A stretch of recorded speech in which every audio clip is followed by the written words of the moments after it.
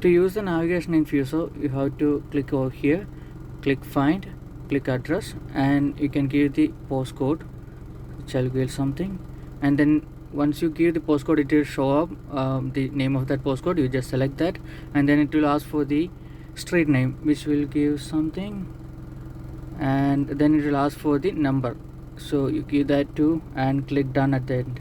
So it will show the list of that numbers, and then you click whichever that you want, click that one, and then click go to.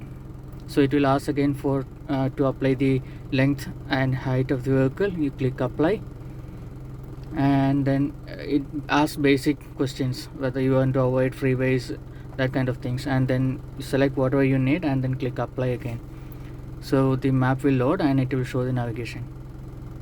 And to exit out of this navigation, you just have to click this button over here and then cancel route.